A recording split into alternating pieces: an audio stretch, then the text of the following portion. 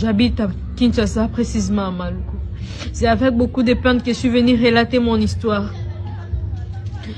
C'était en 2019, j'avais 18 ans.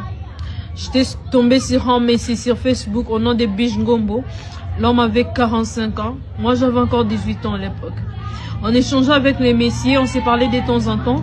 Il me parlait de sa vie. Moi aussi, je lui parlais de moi. On était amis pendant quelques mois. Pendant qu'on était amis, il m'observait. Après quelques mois, il m'a proposé d'être sa femme. Il me parlait aussi de son handicap. Il me parlait de sa vie. Il m'a dit qu'il avait reçu des balles au niveau de colonne. C'est ça qui a causé son handicap.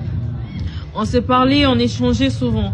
Et après quelques mois, comme je viens de dire, l'homme m'avait demandé d'être sa femme.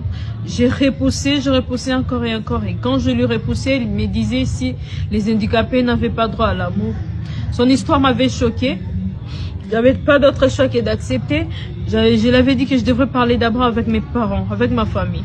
Quand je parlais avec mon mère, mes parents n'étaient pas d'accord. On n'était pas d'accord. J'avais tellement insisté sur ces points. Et ma mère avait accepté notre relation. Et par après, le monsieur habitait en Allemagne, moi j'habitais à Kinshasa. Il est venu après quelques mois pour les mariages. Avant ça, il ne voulait pas faire des relations intimes avec moi sous prétexte qu'il me respectait et il voulait les faire après les mariages. Parce qu'il était un homme de principe. Pour moi, je me suis dit que c'était un homme vrai, un homme correct, un homme qui me respectait aussi. Et après le mariage, j'ai constaté que l'homme était impuissant. Pas seulement qu'il était impuissant, il ne pouvait non plus avoir d'enfants. On habitait dans un hôtel et l'homme entrait dans la douche. Quand il entrait dans la douche, il faisait plus de 30 minutes.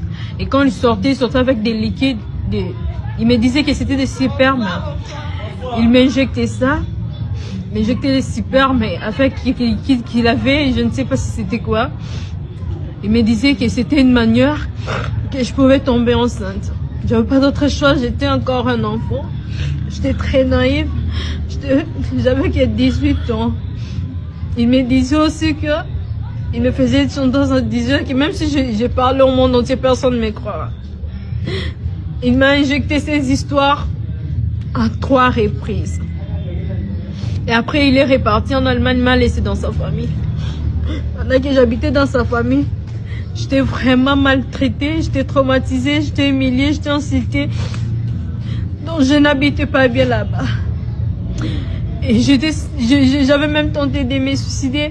Mais pour lui, quand il a appris ça, c'est comme si ça ne comptait pas, c'était rien du tout dans ses yeux. Après, je ne supportais plus cette souffrance.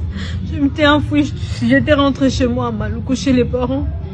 Après quelques mois, ils ont entamé le procédure de divorce.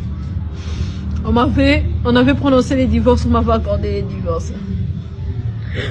Parce que